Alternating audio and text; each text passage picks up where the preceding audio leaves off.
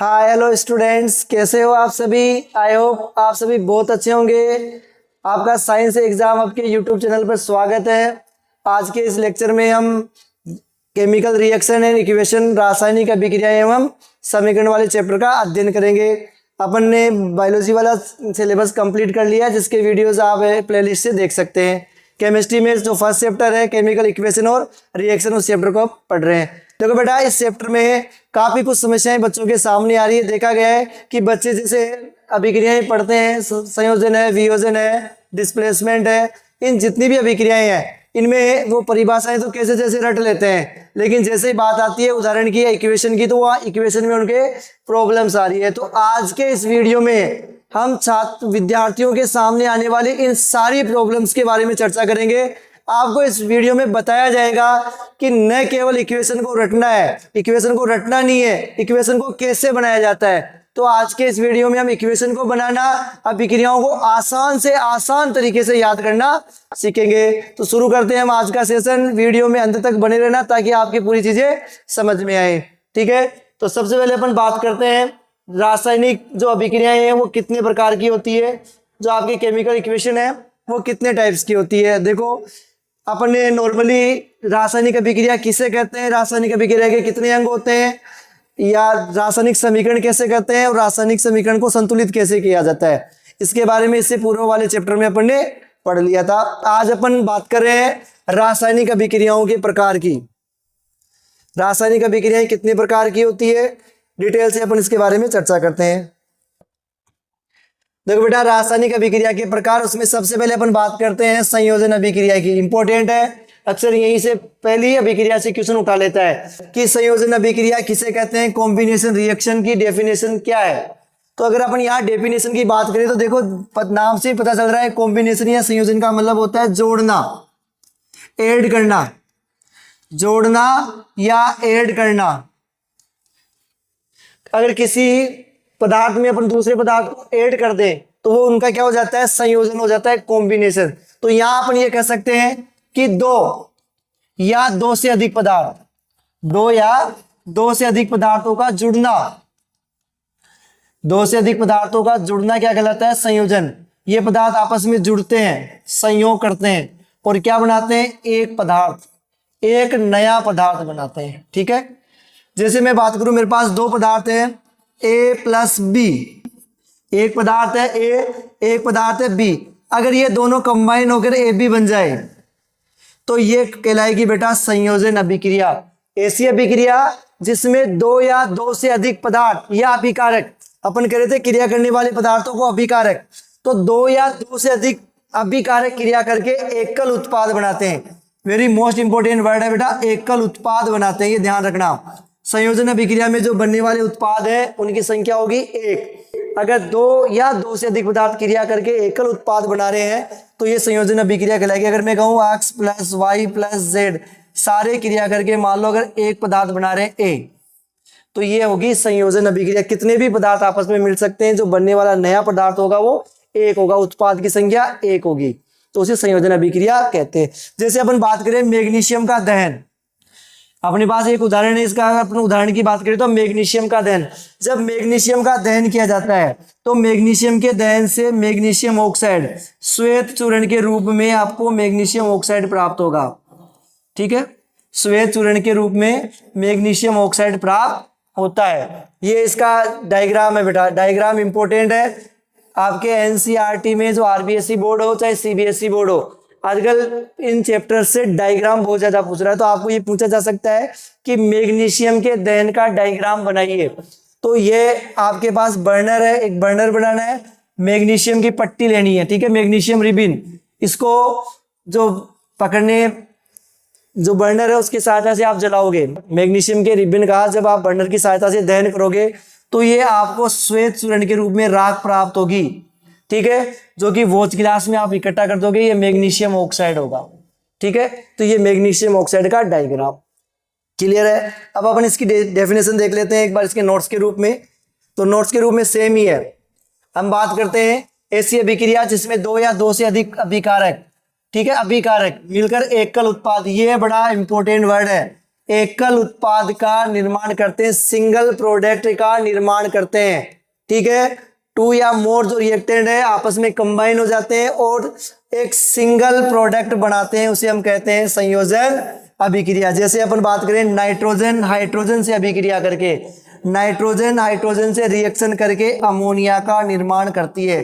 तो ये अमोनिया के जो निर्माण की अभिक्रिया है वो किसका उदाहरण हो जाएगा बेटा, संयोजन अभिक्रिया का। इसके और उदाहरण देखें अगर अपन कुछ, तो इस प्रकार से है, देखो जल का निर्माण, जल के निर्माण में क्या होता है बेटा, हाइड्रोजन जो गैस है वो ऑक्सीजन परमाणु से अणु से क्रिया करके जल का अणु बनाती है, जल का निर्माण करती है। देखो इसमें जो आपके रिएक्टेंट है अभिकारक है वो दो है और जो उत्पाद है वो सिंगल उत्पाद है। ठीक है, एकल उत्पाद का निर्माण हो रहा है, इसलिए कौन सी अभिक्रिया हो गई, संयोजन या कॉम्बिनेशन। या कोयले के दहन में अपन बात कर सकते हैं कि कार्बन ऑक्सीजन से अभिक्रिया करके, कार्बन ऑक्सीजन से अभिक्रिया करके कार्बन डाइऑक्साइड का निर्माण करता है। यहाँ जो कैल्शियम ऑक्साइड है जब उसमें जल प्रवाहित किया जाता है, कैल्शियम ऑक्साइड जल से अभिक्रिया करके कैल्शियम हाइड्रोक्साइड का निर्माण करता है। इसमें भी आप ये बात करोगे कि दो या अधिक जो रिएक्टेंट है वो क्रिया करके सिंगल प्रोडक्ट बना रहे हैं, सिंगल प्रोडक्ट का निर्माण कर रहे हैं। तो संयोजन अभिक्रिया में अभिकारक या रिएक्टेंट है उनकी संख्या दो से अधिक होती है या दो हो सकती है, लेकिन जो प्रोडक्ट है वो सिंगल प्रोडक्ट होगा। ठीक है, इसके बाद में अपन नेक्स्ट अभिक्रिया देखते हैं, वियोजन अभिक्रिया। संयोजन की जस्ट विपरीत जो अभिक्रिया है बेटा वो वियोजन अभिक्रिया कहलाती है। संयोजन की विपरीत अभिक्रिया को अपन वियोजन कहते हैं। जैसे अपन संयोजन में क्या कर रहा था, कॉम्बिनेशन हो रहा था, यहाँ क्या हो जाएगा, डिकम्पोज, है ना, टूट जाएंगे, टूटना। ठीक है, जो अभिकर्मक है, जो अभिकारक है वो क्या हो जाएंगे, टूट जाएंगे। अभिकारक भी कितना, एकल। ये वर्ड भी यहाँ इंपॉर्टेंट है। देखो जहां संयोजन में एकल उत्पाद बन रहा था वहां इसके विपरीत वियोजन में जो अभिकारक होते हैं उसकी संख्या एक होती है और जो उत्पाद होते हैं, जो उत्पाद होते हैं वो होते हैं अनेक, अनेक उत्पाद। जैसे मैं बात करूं, मेरे पास एक पदार्थ है ABC, ये अगर अपघटित होकर नए पदार्थ बनाए A plus B plus C का निर्माण कर ले तो अपन कहेंगे कि ऐसी अभिक्रिया, अभिक्रिया को ध्यान से देखें, ऐसी अभिक्रिया जिसमें एकल अभिकर्मक, कितने अभिकर्मक है, केवल एक, एक अभिकर्मक या एक अभिकारक टूटकर छोटे छोटे अनेक उत्पाद बनाता है, अनेक उत्पाद बनाता है, वो कहलाती है डिकम्पोजिशन या अपघटन अभिक्रिया कहलाती है। ध्यान रखना दोनों में डिफरेंस यही है, वहां अभिकारक दो या दो से अधिक थे, उत्पाद एक था, यहाँ अभिकारक एक है और उत्पाद एक से अधिक है। ठीक है, अब अपन बात करते हैं वियोजन अभिक्रिया की। तो देखो वियोजन अभिक्रिया को तीन प्रकार से अपन व्यक्त कर सकते हैं। अब वियोजन अभिक्रिया के लिए अपन को इनको ऊर्जा देनी पड़ेगी। ये ऊर्जा तीन प्रकार से दी जा सकती है। एक तो प्रकाश के रूप में, एक तो प्रकाश के रूप में दी जा सकती है। सेकंड अपन बात करते हैं तो विद्युतीय वियोजन हो सकता है, विद्युत के रूप में पदार्थ विघटित हो जाते हैं। और एक उष्मा की उपस्थिति में अगर पदार्थों को अपन गर्म करें तो वो उष्मा पाकर विघटित हो जाते हैं। तो अगर आपको ये कहा जाए कि वियोजन अभिक्रिया किसे कहते हैं, तो एकल अभिकर्मक टूटकर छोटे छोटे उत्पाद बनाता है उसे वियोजन अभिक्रिया कहते हैं। वियोजन अभिक्रिया मुख्य रूप से कितने प्रकार की होती है, तो तीन प्रकार की। प्रकाश की उपस्थिति में वियोजित होने वाले पदार्थ, प्रकाशीय वियोजन। और ऐसी अभिक्रिया जिसमें जलीय माध्यम में, पदार्थों के जलीय विलयन में अगर अपन विद्युत धारा प्रवाहित करें तो वो अपघटित हो जाते हैं, विद्युतीय वियोजन। यदि पदार्थ उष्मा की उपस्थिति में विघटित हो जाते हैं तो उसमें वियोजन अभिक्रिया कहलाती है। ठीक है, इनके उदाहरण और डेफिनेशंस देखते हैं बेटा। सबसे पहले अपन बात करते हैं वियोजन अभिक्रिया की। देखो ऐसी अभिक्रिया जिसमें एकल अभिकर्मक, ध्यान रखना पहले भी कहा है एकल अभिकर्मक, ठीक है, ए सिंगल रिएक्टेंट टूटकर छोटे छोटे उत्पाद बनाता है, छोटे छोटे अनेक उत्पाद बनाता है, क्या कहलाती है, डिकम्पोजिशन या अपघटन अभिक्रिया कहलाती है। जैसे देखो यहाँ उत्पाद की संख्या एक है और यहाँ छोटे छोटे दो उत्पाद बन रहे हैं, N2 प्लस हाइड्रोजन। यहाँ जो H, ये वाली थोड़ी गलत है ना, यहाँ देखो NaCl, यह अभिक्रिया ऐसे होगी 2H2O, ये अपघटित हो जाएगा 2H2 प्लस O2 में, जल का विघटन, ठीक है, विद्युत की उपस्थिति में। यहाँ NaCl है Na प्लस Cl2 में। इसी प्रकार से FeSO4, बेटा ये अभिक्रिया इस साल के लिए इंपॉर्टेंट मान के चलना थोड़ा सा, है ना। FeSO4 का जब अपन विघटन करवाएंगे तो ये Fe2O3 SO2 और SO3 में विघटित हो जाएगा। संतुलित कर लेते हैं समीकरण को, ठीक है। 2FeSO4 Fe2O3 SO2 plus SO3 का निर्माण करता है। और ये जो अभिक्रिया है ना, ये 2024 बोर्ड में आ चुकी है बेटा, ये पूछी भी जा चुकी है कि जब PbNO3 का उष्मीय वियोजन होता है तो उससे बनने वाले नाइट्रोजन के ऑक्साइड का नाम बताइए। तो ये नाइट्रोजन का ऑक्साइड था, नाइट्रोजन डाइऑक्साइड, ठीक है। तो उष्मीय वियोजन में ये PbO, NO2 और ऑक्सीजन में विखंडित हो जाता है। सभी में आप देख सकते हो जो अभिकारक है उनकी संख्या 1 है और जो उत्पाद है वो 1 से अधिक है। 3 प्रकार की होती है। किस किस प्रकार से होता है देखो, सबसे पहले अपन बात करते हैं प्रकाशीय वियोजन अभिक्रिया की। जैसे अभी अपने उदाहरण में समझा कि प्रकाश की उपस्थिति में जो अभिकारक है वो प्रकाश की उपस्थिति में अपघटित होते हैं, वो क्या कहलाती है, फोटोलाइसिस या प्रकाशीय अपघटन अभिक्रिया कहलाती है। जैसे आप AgBr के उदाहरण ले सकते हैं। AgBr सूर्य के प्रकाश की उपस्थिति में जो भी पदार्थ काम में आते हैं उन्हें तीर के निशान के ऊपर दर्शाते हैं ना। प्रकाश की उपस्थिति में ये 2Ag + Br2 में विखंडित हो जाता है। और ये जो यौगिक है बेटा AgBr, इसका उपयोग अपन ब्लैक एंड व्हाइट फोटोग्राफी में करते हैं, श्याम श्वेत फोटोग्राफी में इसका उपयोग किया जाता है। इंपॉर्टेंट मान लेना, इसको पूछा जा सकता है। और उदाहरण देना चाहिए तो आप कह सकते हो जैसे AgCl, जब AgCl की अभिक्रिया प्रकाश की उपस्थिति में रखा जाता है, प्रकाश सूर्य का प्रकाश सनलाइट में, तो ये क्या करता है, Ag + Cl2 में विखंडित हो जाता है, विघटित हो जाता है, ठीक है। संतुलित अपन कर सकते हैं समीकरण को, क्लियर है। तो ये प्रकाशीय वियोजन अभिक्रिया, ऐसी अभिक्रिया जिसमें पदार्थ प्रकाश की उपस्थिति में अपघटित हो जाते हैं, ठीक है। एक अपन बात करते हैं इलेक्ट्रिक या विद्युतीय वियोजन अभिक्रिया, इलेक्ट्रोलाइसिस या विद्युतीय वियोजन अभिक्रिया।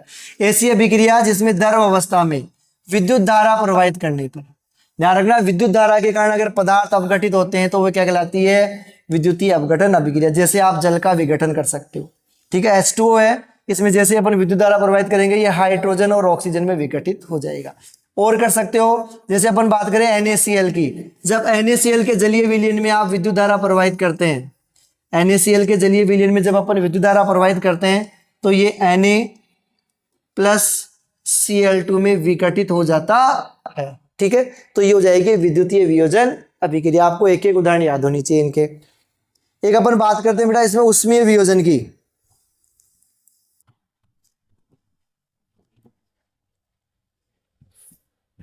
उष्मीय वियोजन ऐसी अभिक्रिया जिसमें अभिकारक उष्मा की उपस्थिति में अपघटित होते हैं, उष्मीय या थर्मल डीकंपोजिशन अभिक्रिया कहलाती है, ठीक है। जैसे अपन बात करें PbNO3 लेड नाइट्रेट की, लेड नाइट्रेट, जब लेड नाइट्रेट को उष्मा प्रदान की जाती है, गर्म किया जाता है, देखो आप अभिक्रिया को यहाँ भी देख सकते हो, ये डायग्राम में फिर कह रहा हूं बेटा, इंपॉर्टेंट है, ध्यान रखना आप, ठीक है। वैसे इस अभिक्रिया में से पिछले साल एग्जाम में क्वेश्चन पूछा जा सकता है, ये डायग्राम भी पूछा जा सकता है। देखो ये प्रगनली ली, प्रगनली में अपन ने लेड नाइट्रेट ले लिया PbNO3 की ऑल्टवाइज, ठीक है। जब अपन इसको गर्म करेंगे तो ये NO2 गैस और यहाँ से ऑक्सीजन गैस बाहर निकल जाएगी। डायग्राम सिंपल सा है, बर्नर की सहायता से अपन इसको गर्म कर रहे हैं, ठीक है। तो ये लेड नाइट्रेट। इसी प्रकार से कैल्शियम कार्बोनेट को जब उष्मा दी जाती है तो ये कैल्शियम ऑक्साइड और कार्बन डाइऑक्साइड में विघटित हो जाता है। और 2KClO3 है, जब इसको उष्मा दी जाती है तो ये पोटेशियम क्लोराइड और ऑक्सीजन में वियोजित हो जाता है। इस प्रकार से जो वियोजन अभिक्रिया है वो प्रकाश की उपस्थिति में, विद्युत की उपस्थिति में और उष्मा की उपस्थिति में विघटित हो रही है।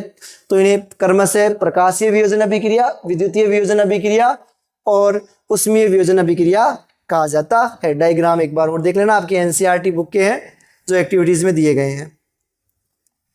अब अपन बात करते हैं बेटा विस्थापन अभिक्रिया की। विस्थापन अभिक्रिया किसे कहते हैं? तो ऐसी अभिक्रिया जिसमें, ध्यान रखना, विस्थापन का मतलब होता है हटाना, जो पदार्थों को अपनी जगह से हटा दे, जो पदार्थों को अपनी जगह से हटा दे, वो विस्थापन अभिक्रिया। जैसे मैं बात करूं, दो पदार्थ है AB, अगर मैं इसकी क्रिया C से करवाऊं तो इसमें क्या होगा, ये जो C है A को अपने स्थान से विस्थापित कर देगा, यानी यहां बन जाएगा C और B + A, ठीक है। तो इस अभिक्रिया में C ने उस A को उसकी जगह से हटाकर स्वयं उसकी जगह प्रतिस्थापित हो जाता है।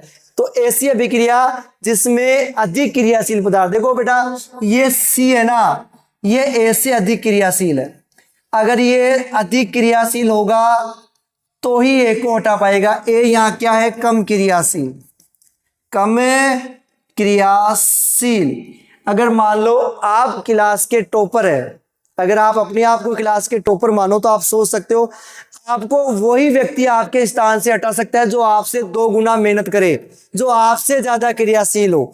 जो आपसे ज्यादा क्रियाशील नहीं है ना, वो आपको नहीं हटा सकता। अगर अपन को किसी मोटे ताजे पहलवान को अपनी जगह से हटाना पड़े ना, तो हमें उसको हटाने के लिए उससे ज्यादा भारी भरकम एक्टिवेट वाला व्यक्ति लाना पड़ेगा, तो ही हम उसको उसके स्थान से विस्थापित कर सकते हैं। इसका मतलब विस्थापन अभिक्रिया कौन दर्शाते हैं कि जो उस विलयन से, उस पदार्थ से ज्यादा क्रियाशील हो, तो ही उस विलयन से उस पदार्थ को हटाया जा सकता है। जैसे अपन एक उदाहरण देखें कि यहाँ जो कॉपर सल्फेट का विलयन है अभिक्रिया में, ये 2024 में पूछा जा चुका है बेटा, डायग्राम ध्यान रखना, दोबारा पूछा जा सकता है, इंपॉर्टेंट है। जब कॉपर सल्फेट के विलयन में, जो कॉपर सल्फेट का विलयन है, जो नीले रंग का विलयन है, जिसमें अपन जैसे ही आयरन की कीलें डुबाएंगे, लोहे की कीलें डालेंगे, तो जो लोहा होता है वो कॉपर से ज्यादा क्रियाशील होता है। जो लोहा है वो कॉपर से अधिक क्रियाशील है, तो वो कॉपर को विस्थापित करके आयरन सल्फेट का निर्माण कर लेगा और कॉपर को उसके विलयन से विस्थापित कर देगा, जिसके कारण विलयन का जो नीला रंग है ना, वो बेटा समाप्त हो जाएगा। ठीक है, तो ये विलयन कॉपर सल्फेट का, इसमें लोहे की कील डालेंगे तो लोहा क्या कर देगा, कॉपर को उसके विलयन से विस्थापित करके FeSO4 का निर्माण कर लेगा। ठीक है, तो इस प्रकार से ये डायग्राम ध्यान रख लेना। तो क्या होगी परिभाषा, आप क्या दोगे कि ऐसी अभिक्रिया या वो रिएक्शन जिसमें अधिक क्रियाशील पदार्थ, जिसमें अधिक क्रियाशील पदार्थ कम क्रियाशील पदार्थ को उसके विलयन से विस्थापित कर देता है, विस्थापन अभिक्रिया कहलाती है। इसको नोट्स देख लें या ये और अदर एग्जांपल के द्वारा और समझ सकते हैं। देखो बेटा, ऐसी अभिक्रिया जिसमें अधिक क्रियाशील पदार्थ, ये इंपॉर्टेंट लाइन है, ध्यान रखना। अधिक क्रियाशील पदार्थ किसको, कम क्रियाशील पदार्थ को हटा देते हैं और स्वयं उसकी जगह आ जाता है। जैसे CuSO4 प्लस Fe में, जैसे अपन बात करें यहाँ Pb plus CuCl copper chloride, तो ये जो लेड है वो कॉपर से अधिक क्रियाशील है, जो कॉपर है वो क्या है, कम क्रियाशील। तो Pb कॉपर को उसके विलयन से विस्थापित कर देगा और क्या बनेगा, लेड क्लोराइड, लेड क्लोराइड, और कॉपर अपने विलयन से विस्थापित हो जाएगा। इसी प्रकार से देखें कॉपर सल्फेट के विलयन में अपन जब दानेदार जिंक के टुकड़े डालते हैं, तो जिंक क्या करता है बेटा, कॉपर को उसके विलयन से विस्थापित कर देता है और जिंक सल्फेट का निर्माण करता है और कॉपर को उसके विलयन से विस्थापित कर देता है। तो बेटा ये कहलाती है आपकी विस्थापन अभिक्रिया। ठीक है, तो इस प्रकार से एक अधिक क्रियाशील पदार्थ कम क्रियाशील पदार्थ को उसके विलयन से विस्थापित कर रहा है। तो ये अपने संयोजन, वियोजन और विस्थापन अभिक्रिया। अब विस्थापन के साथ एक अभिक्रिया हो जाती है द्विविस्थापन अभिक्रिया। ठीक है, डबल डिस्प्लेसमेंट। देखो इसमें क्या होता है, उसमें एक पदार्थ दूसरे पदार्थ को उठा रहा था, इसमें क्या होगा, आयनों का आदान प्रदान हो जाएगा। क्या हो जाएगा बेटा, आयनों का आदान प्रदान, आयनों का आदान प्रदान जिस अभिक्रिया में होता है उसे हम पर डबल डिस्प्लेसमेंट रिएक्शन कहते हैं। जैसे मैं बात करूं, एक यौगिक है मेरे पास A और B, अगर मैं इसकी क्रिया C और D के साथ करवा लूं, तो यहाँ क्या होगा, जो C है वो A को अपने विलयन से हटा देगा और A कहाँ आ जाएगा, C की जगह। C चला गया A की जगह और A चला गया C की जगह, तो ये बन जाएगा आपके पास यहाँ C और B प्लस यहाँ बन जाएगा AD। तो यहाँ क्या हो गया बेटा, डबल डिस्प्लेसमेंट। C ने A को हटाया, A ने C को हटा दिया, यानी दोनों एक दूसरे की जगह प्रतिस्थापित हो रहे हैं। ठीक है, तो इसे कहते हैं अपन द्विवीय विस्थापन अभिक्रिया। जैसे मैं बात करूं कि मेरे पास है सोडियम सल्फेट, सोडियम सल्फेट की अभिक्रिया जैसे मैं बेरियम क्लोराइड से करवाता हूं BaCl2 से, तो क्या होगा, इसमें जो बेरियम वो Na को उसकी जगह से हटा देगा और Na बेरियम की जगह आ जाएगा। तो यहां बन जाएगा ये बेटा NaCl प्लस BaSO4 का निर्माण हो जाएगा। ठीक है, ये ध्यान रखना। तो यहाँ Na चला गया Ba की जगह और Ba चला गया Na की जगह, तो यहाँ हो गया 2 बार विस्थापन हो रहा है, इसलिए इसे अपन क्या कहेंगे बेटा, द्विवीय विस्थापन अभिक्रिया कहा जाता है। ऐसी अभिक्रिया जिसमें आयनों का आदान प्रदान होता है द्विवीय विस्थापन अभिक्रिया कहलाते हैं। एक बार इसको और देख सकते हो बेटा,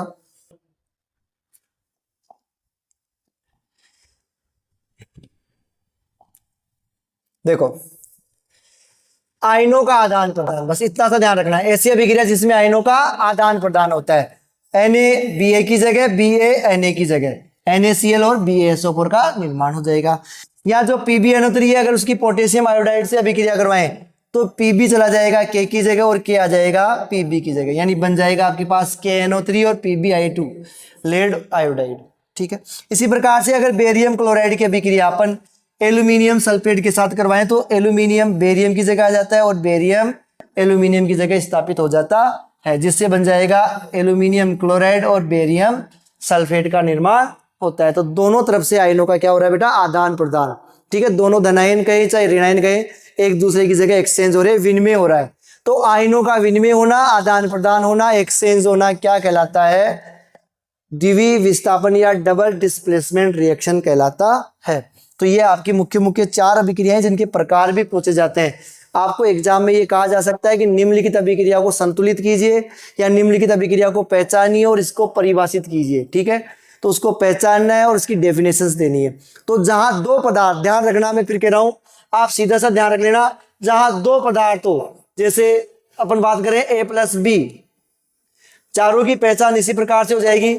जहां दो पदार्थ दो अभिकारक क्रिया करके एक पदार्थ का निर्माण कर रहे हैं, वो तो हो जाएगी बेटा संयोजन। जहां एक पदार्थ टूटकर दो पदार्थों का निर्माण कर रहा है, वहां हो जाएगा वियोजन। 2 से 1 हो जाना है ना, 2 मिलकर 1 हो जाए। जब 2 लोग मिलकर 1 हो जाते हैं तो वहां संयोजन होता है। जहां एक टूटकर दो अलग अलग, एक यौगिक टूटकर 2 अलग अलग भागों में बढ़ जाता है तो वहां वियोजन हो जाता है। और जब एक पदार्थ अधिक क्रियाशील कम क्रियाशील को उसकी जगह से विस्थापित कर दे तो वहां हो जाता है बेटा विस्थापन। और जहां दोनों पदार्थ एक दूसरे की जगह आ जाते हैं तो वहां हो जाता है द्विवीय विस्थापन। ठीक है, द्विवीय विस्थापन। तो ध्यान रखना, यहाँ एक यौगिक होगा, एक तत्व होगा, हटा देगा। यहाँ दोनों तरफ से यौगिक होंगे, आयनों का आदान प्रदान दिखेगा। आपको प्रकार बताना है द्विवीय विस्थापन, तो ये प्रकार भी पहचानने आते हैं। अच्छा, अभी तक इन अभिक्रियाओं में एक प्रॉब्लम सामने आ रही है कि बच्चों को ये पता नहीं चल रहा है कि सर ये जो आप बोल रहे हो ना, lead oxide, barium chloride, aluminium sulphide, ये हमसे बन ही नहीं पा रहे, तो उनको अभिक्रियाएं रटनी पड़ रही है। तो आज के इस वीडियो में अपन थोड़ा सा टाइम निकाल के, वैसे तो ये 9th के चैप्टर से रिलेटेड है, अगर आप वहां नहीं पढ़ के आए हो तो अपन थोड़ा सा इसी वीडियो में जल्दी से इसको पढ़ लेते हैं कि इन पदार्थों का निर्माण कैसे होता है। देखो बेटा, रासायनिक समीकरणों का निर्माण किस प्रकार से हो सकता है, अभी अपन देखते हैं इसमें।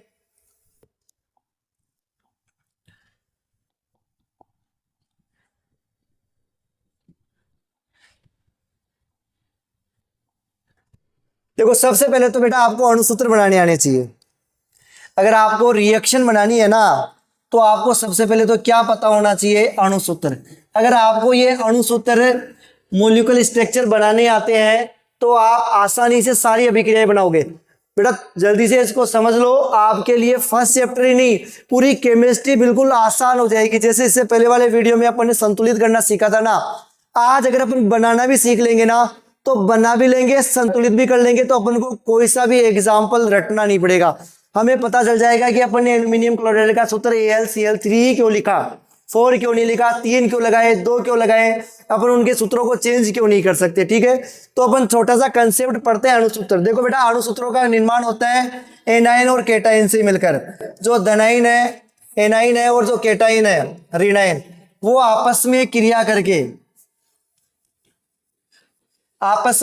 करके अणुसूत्र का निर्माण करते हैं। जैसे एक आपके सामने दिया गया सोडियम क्लोराइड नाम आया, ठीक है, सोडियम क्लोराइड। अब इसमें आपको एक तो इनके प्रतीक पता होने चाहिए, एक तो इनके प्रतीक चिन्ह पता होना चाहिए। ठीक है, प्रतीक चिन्ह पता होने चाहिए, और एक इनकी बैलेंसिंग पता होनी चाहिए, संयोजकता।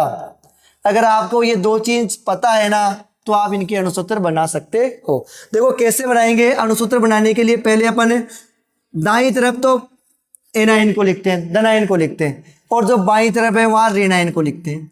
उसके बाद में अपन इनकी संयोजकता दर्शा सकते हैं कि जैसे Na की +1 होती है, क्लोरीन की -1 होती है। ठीक है, अब अगला नियम ये कहता है कि जो माइनस वाले हैं उसकी संयोजकता को आप प्लस वाले के पैरों में ले आओ, प्लस वाले की जो संयोजकता है उसे आप माइनस वाले के पैरों में ले आओ। अगर अगला सेकंड नियम की अगर बात करें, अगर ऊपर संयोजकताएं सिंगल है, एक है, अगर 1 के फॉर्म में है, तो दोनों प्रकार की संयोजकताओं को दर्शाने की आवश्यकता नहीं, अगर अपन इन दोनों संयोजकताओं को नहीं दर्शाएंगे तो बेटा अपना जो सूत्र है वो बन जाएगा, यहां से Na आ गया, यहां से Cl आ गया, तो ये बन जाएगा NaCl। अगर मैं बात करूं अगले नियम की, तो जैसे अपने पास है मैग्नीशियम ऑक्साइड, मैग्नीशियम ऑक्साइड की अगर मैं चर्चा करूं,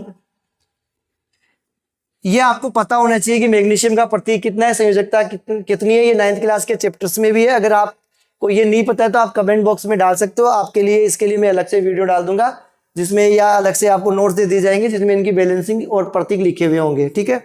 तो यहाँ मैग्नीशियम का प्रतीक हो जाएगा बेटा Mg। क्या होता है? Mg। संयोजकता की बात करूं तो ये प्लस में 2। ऑक्साइड होता है बेटा O, ऑक्साइड या ऑक्सीजन, जो भी रेनाइन होते हैं, कैटाइन होते हैं, उनके आइड लगता है, ठीक है। इसकी संयोजकता हो जाएगी -2। रूल्स के अकॉर्डिंग माइनस वाले की संयोजकता पैरों, प्लस वाले के पैरों में, प्लस वाले की जो बैलेंसिंग है वो माइनस वाले के पैरों में। पहला नियम तो ये था कि अगर इनकी संयोजकता सिंगल हो, 1 हो, 1 हो, तो उसको लिखा नहीं जाता।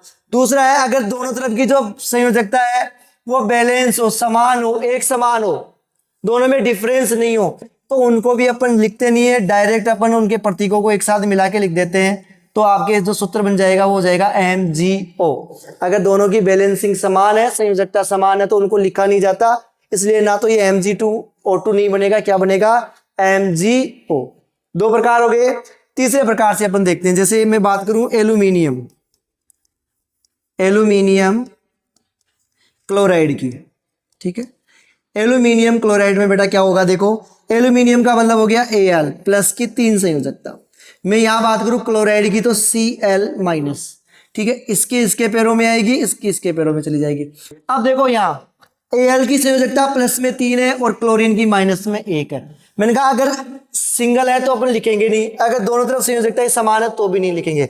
अपन यहां देखते हैं दोनों की संयोजकताएं डिफरेंस है, दोनों की संयोजकताएं अलग है, इधर 3 है और इधर सिंगल है, तो अपन यहां लिखते हैं Al के पैरों में अपन डालेंगे 1। तो मैंने कहा था 1 को लिखने की आवश्यकता नहीं है, तो अपन नहीं लिखेंगे। यहां से अपन ने उतार लिया Cl, देखो Cl के पैरों में आएगी Al की संयोजकता जो कितनी है? 3, तो ये हो जाएगा बेटा AlCl3, तो इसका सूत्र हो जाएगा AlCl3, ठीक है। इस प्रकार से अपन इन अणु सूत्रों को बनाते हैं। आप एक बार और प्रैक्टिस कर लेना, सीख लेना। जल्दी से अपन इसके द्वारा एक बार समीकरण कैसे बनती है वो देख लेते हैं। देखो आपके एग्जाम में यही आएगी, पिछले साल 2024 बोर्ड का पेपर आप उठा के देख लेना, उसमें उन्होंने शब्द समीकरण दी थी जिनके द्वारा उन्होंने रासायनिक समीकरण बनवाई थी।